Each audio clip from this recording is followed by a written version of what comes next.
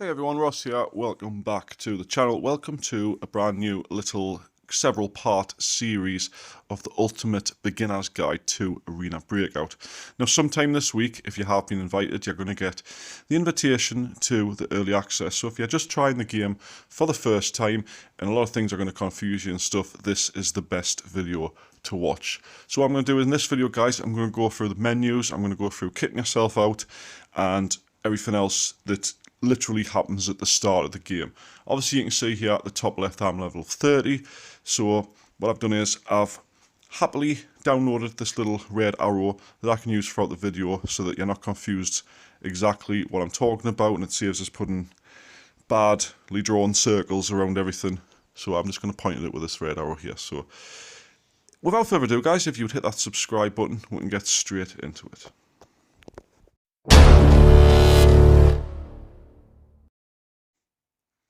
So guys, you can't see in this video, but the first things you do when you first load up the game is you'll go into a sort of tutorial. So you'll start in the training range and Joel will show you how to reload and shoot your gun, etc. Then you'll automatically go into a fresh lobby, a fresh raid, where it's a scripted one. You'll follow Joel around with other NPCs till they get killed, then someone throws a grenade at you, and then it just basically teaches how to loot and how to heal yourself, etc. With not too much detail drawn to them aspects, which I will go into in part 2 of this series, but basically, after you've done all that rigmarole, you'll be to this screen now, which is your starting screen. Now, you will have equipment equipped, but I'm going to show you how to equip it for when you do get killed or when you do need to re-equip yourself. So, let's just go through the menu as it is right now. So, if the top right, obviously, we've got the settings, and this is where you change your settings. That's a bit self-explanatory. I'm not going to go through into them. I have done a settings video where you can look at what everything does. I've got messages, which you'll get off if you sell things on the market, or if the system send you messages, or as well, once you get teammates and stuff, you also get insurance, which I will go into in another video. Finally, we've got your friends list, where you can in fact add people or accept friend requests, and you can see if anyone's online or in a game, etc. If you want to add people, you just click add. If it lets us hit it, click their username in there, search and add them as a friend and tell them to accept it. Now, on the right hand side here, guys, we've got the store, which you can't use in the early access version. It might be different in the closed beta test 2 or in the full version, so I'll just ignore that.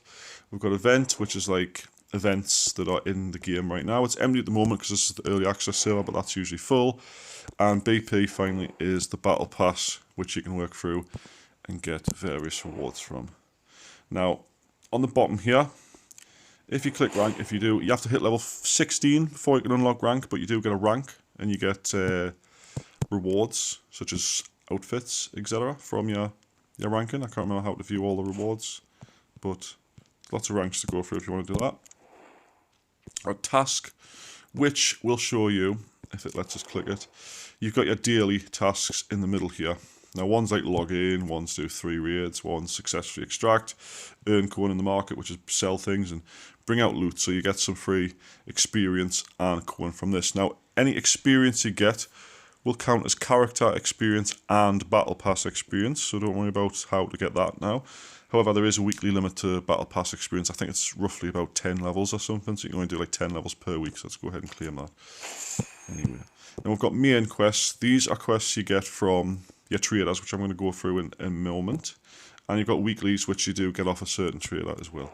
Now, there is clans in the game. You have up to 15 people per clan, as you can see on the right hand side here. But you can also join multiple clans. You can actually create multiple clans. I think it's up to 5, or it might actually go past that. I can't remember how many exactly you can have, but you can just make them, use them as like secondary friend lists, or just join other people's if you really want to. Tutorial is a very handy dandy thing. This gives you an in-depth tutorial on literally everything in the game. So if you don't want to listen to me ramble on or some other YouTuber, you can just click these and find out how to heal yourself with certain items, etc. Very useful. And then finally we've got map, which obviously gives you a rundown of each map, except them two because they're locked in the early access. But you can see that it shows you all the maps. Right, so on the left, your character, we'll go into that a bit, that's your equipment. Contact are your traders. Now, You get trader missions on this, so you can see he's got one there. I can't accept it because me quest log is full, but they'll give you active missions and a very descriptive thing what to do. So, for instance, this one wants us to go to the northwest corner of Valley Village and place blue gunpowder, place green, place red. You have to actually have these on you to do it, but that's just an example. And they are what appear in your main tasks in the bottom. What else you can do on the traders? I don't know why I closed the menu. Some of them will have a store. For instance, Joel here sells you guns, he sells mags, he sells ammo, but they all sell different sorts. So, for instance, if you look on the left here, you can see, like, Joel sells guns, ammo, ID cards. Avita sells meds, food, cases, etc. So it does sort of give you like a rough idea of what to sell. Like, he's the only one who sells headphones, for instance. But it's not just sell, you also get the chance to trade. So, for instance, you see this one, let's examine that quickly, needs 2 gas canisters and 1 thing. If you haven't got these, you can't find them in raids, but if you haven't got them, you can just click the fill and you'll automatically buy them. But I'm not paying 42 grand for that because that's ridiculous. Anyway, that's that part. Get out of that menu. Now I've got the gunsmith. I'm not going to make a gun on this video. If you want to see us making a gun, I have put a gunsmith tutorial up somewhere. But essentially in this you get a list of every single weapon in the game if you've got them unlocked. I can't remember how to unlock some of them, but it might be missions or such. But you can go through and select what gun you want and kit them out and make it from scratch. Or you can obviously edit existing guns. Then we've got the market, which I think unlocks at level 10 to sell stuff. However, you can buy stuff from level 1, which obviously on the left here, you've got everything you might need in a raid. Right guys, kitting out yourself. Now Joel, his clever tutorial will tell you how to do this, but it'll be sort of a drag and drop. He'll have pre-made stuff, and then after he's finished telling you, it'll just sort of drop you in the deep end, and you'll not know what you're doing. Now, you've got 3 main categories when it comes to kitting yourself out. You've got your armour, hair, head, earpiece, etc. at the top. You've got your weapons in the middle, and you've got your rig and backpacks at the bottom. So essentially, if I just quick organise that so it's all organised up. Usually, you've got weapons. If you pre-made one or you found one in a raid, you want to just obviously select the weapon, put it in a slot. Easy as that. You go down to armour, you put it in the armour, you find a helmet, put it in there. Some helmets won't let you have an earpiece, like this one doesn't, you can see. So if I want to put it on, I'll have to take the helmet off. But you'd have to get a helmet that sort of fits with it, because obviously that one covers the ears. But I use that one because it's already got a built-in headset, that's why I'm using it. Now, when it comes to rigs, they'll be folded up usually, unless you haven't folded them up, you've chosen not to. With your rigs, you want to find one, and it'll highlight green where it says rig. You can put it on. Same as backpacks, find one. They'll be like sort of called backpack, etc. And put it into your backpack slot, like so. Now, once you've got your gun equipped and stuff like that, if you highlight your gun, click it, and you scroll through your inventory, you'll notice that anything compatible will have a green little sort of chain link on it, like for instance the magazine. So that goes with that gun. Make sure you put that in your rig, and then click the magazine, scroll down, find ammo that's compatible. It'll look exactly the same with the little green link on there. You see there's some there. Make sure you bring some extra ammo with you. I always bring at least 100 odd when I've got a sniper rifle such as the M14. If I've got something like a bit more fast firing, I'll bring a couple of hundred, something like that as a general rule of thumb. And you're going to need pain medication. Now you can see I've got quite a few because I kind of stockpile it on this server anyway. Now if you go to preset here, below your weapons, you don't have to do this, you can manually do it, but you can go through and select everything you need. So drugs wise, you're going to need at least 1 type of painkiller. I usually go for whatever's biggest that I've got. You've got injury treatment. Now you're going to need one of these 2. The simple surgery pack will do 1. I will go into this in a different video, but I usually take a standard kit if I'm using a sniper rifle. These fix your blackened out limbs. You've got bandages. This obviously fixes bleeds. Nebulizer is like, it gives you stamina boost, so it boosts your stamina, you can run for longer. And then we've got med kits. Now this white one, that one and that one all include bandages in them. I usually just take the white one because it's smaller, and the rest of them just do health. So generally I'll take a bandage one and a couple of regular meds, and usually if I've got the bandage one, I don't bring bandages with us.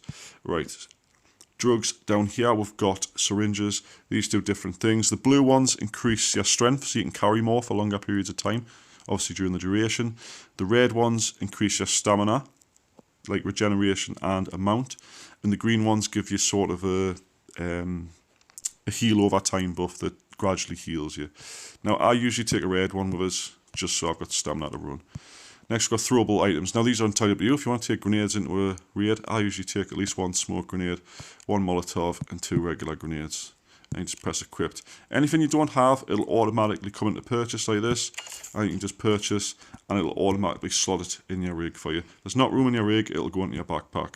But it's important to have certain things in your rig. And like I say in a different video, I'll show you why. Now, you're basically ready to go. A couple of pre-raid checks before you go in. Make sure that your chest armor and stuff is fully repaired. You can repair them if they're not. Now, obviously, you've got rugged, exquisite, and peerless. Peerless does the least sort of durability loss from repairing, because your durability goes down when you repair things. Make sure they're fully repaired. Make sure your gun's full of bullets. You can say 30 out of 30. Make sure your extra mags are in your rig, and make sure you've got spare bullets. This is, of course, if you've got all your meds and stuff. Then if you just go to health along the top here, make sure you're fully healed. Pardon me, if you're not, you can press the down, pardon me, at the bottom left to sort of heal yourself. It's not here now because I am full health. And at the top left here, you can see water and energy. Make sure they're full. They gradually go back up. Or if you really need to, you can drink something or whatever to pull that back up. So guys, once you're ready to join the raid, all you need to do is press enter here in the bottom right. And you've got a choice between TAC Ops and Covert Ops. TAC Ops is your main person, you'll do most of your missions on. And you've got Covert Ops, which is like a secondary guy that you can do. Covert Ops, like you're basically a scav player, and there's certain missions that we'll need him to do. Now if I just go back to TAC Ops, go to next, then all you need to do is select a map. You should probably look at your missions before you go to the map to make sure which one you want to be on. Select a map, select next. And then when you're ready, you just press start at the bottom right. You can, of course, on the right hand side here, invite your friends if you really want to. And you can do operation settings. For instance, you can put on visible. You can't do it on this one. But you can set it so that people can join you, etc. Or request, etc. And ranked here, you can ranked on and off. Like I say, that's from level 16 onwards. So guys, that's basically it explained for now. This is everything you need to know pre-raid. In the next video, guys, I'm going to go through some things in a raid.